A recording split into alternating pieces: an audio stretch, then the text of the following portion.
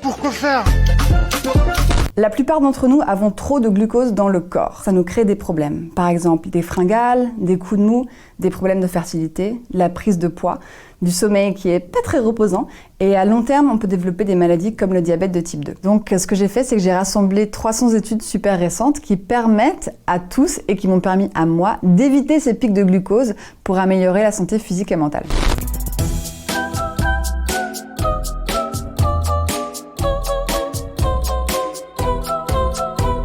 Alors, je vous donne un exemple. Moi, j'ai grandi en mangeant une crêpe au Nutella tous les matins, donc à 7h30. Et à 10h, j'avais hyper faim et je pensais que c'était normal. En fait, ce qui se passait, c'est que ma crêpe au Nutella, elle crée un gros pic de glucose, ensuite une chute, et à 10h, j'avais super faim.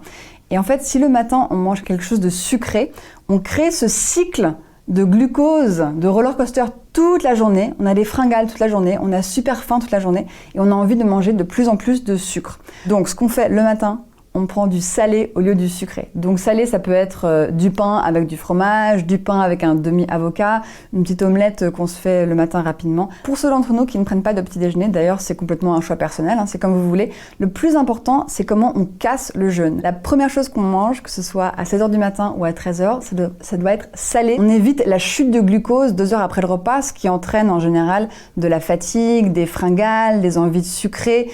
Et ensuite, le soir, on dort mieux, on vieillit moins vite en interne, on a plus de concentration. Enfin, les choses se rétablissent assez rapidement et l'impact est assez génial.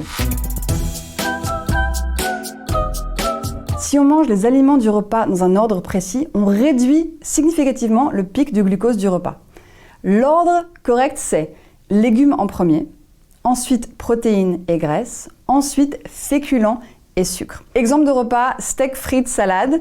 On mange la salade en premier, ensuite le steak et on finit par les frites. Et donc après un repas, on peut prendre un dessert et attention, tous les sucres se valent, que ce soit sucre blanc, sucre roux, miel, sirop d'agave, c'est les mêmes molécules, ça a le même impact sur le corps. Le sucre, c'est pour le plaisir, c'est pas pour la santé. Il faut imaginer que notre estomac est comme un évier. Et notre intestin, c'est comme le tuyau d'évacuation en dessous de l'évier. Quand on mange des légumes en premier lors d'un repas, les légumes arrivent dans l'évier, puis dans le tuyau. Et là, dans le tuyau, il crée un bouclier protecteur. Si ensuite, plus tard, on met des féculents ou des sucres, grâce au bouclier protecteur, les molécules de glucose seront moins absorbées dans le sang. Donc, on aura moins de pics de glucose et moins de symptômes. Quand on mange des féculents, genre des pâtes, du riz, du pain, ou des choses sucrées, type fruits ou desserts, c'est important de ne pas les manger seuls. Si vous avez l'habitude de vous faire juste un plat de pâtes nature, ça c'est des glucides tout nus. C'est important de leur mettre des vêtements. Donc les vêtements par exemple, ça va être des petites tomates, un peu de parmesan, un peu d'épinards, peut-être un œuf. On ajoute des protéines, on ajoute des fibres, on ajoute des graisses pour réduire la vitesse à laquelle le glucose des pâtes rentre dans le sang, pour éviter le pic de glucose et ensuite la chute 2 heures après. Alors pourquoi? Je sais, c'est un petit peu bizarre. En fait, le vinaigre a un impact incroyable sur notre glycémie. C'est vraiment un ingrédient magique. Et donc, ce qu'on fait, soit dans notre entrée à base de légumes, au début d'un repas, on met du vinaigre. Soit, si on est motivé, on prend un grand verre d'eau, on met une cuillère de vinaigre dedans et on boit ça avant les repas. Et ça réduit le pic de glucose du repas par 30%.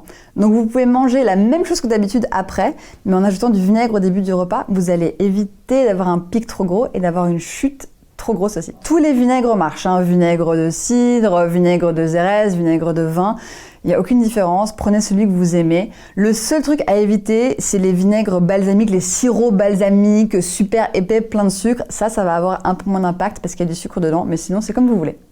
Et si vous n'aimez pas le vinaigre du tout, vous pouvez aussi utiliser du jus de citron. Alors, c'est pas complètement aussi efficace que le vinaigre, mais ça a quand même des bienfaits. On sait tous qu'il faut faire du sport, que c'est bon pour la santé, et moi je vais vous dire que le meilleur moment pour faire du sport, c'est après les repas. Donc dans l'heure qui suit un repas, essayez d'utiliser vos muscles pendant 10 minutes. Mais ça n'a pas besoin d'être un truc super complexe. On peut juste faire le tour du pâté de maison, monter les escaliers 2 fois ou danser sur quelques chansons dans votre salon comme ça. Ce qui est important, c'est de faire contracter vos muscles pendant 10 minutes dans l'heure qui suit le repas. Parce que les muscles, en contractant, ils ont besoin d'énergie. et ils vont puiser leur énergie en premier dans votre sang. Ils vont chercher le glucose du repas dans le sang. Donc quand on utilise les muscles après un repas, on réduit le pic du glucose du repas. Du coup, on est moins fatigué, on n'a pas le coma 2 heures après le repas. C'est vraiment utile pour l'énergie. Alors, quand on veut grignoter quelque chose entre les repas, il faut toujours penser salé plutôt que sucré. Et voici les pires choses sur lesquelles grignoter. Les jus de fruits. Parce que quand on presse un fruit, on enlève les fibres du fruit. Donc il n'y a plus du tout les fibres protectrices. On extrait tout le sucre du fruit. Et en gros, c'est un énorme pic de glucose et de fructose. Et c'est pas bon pour la santé. Tout ce que je partage, ce sont des principes basés sur la biochimie de votre corps.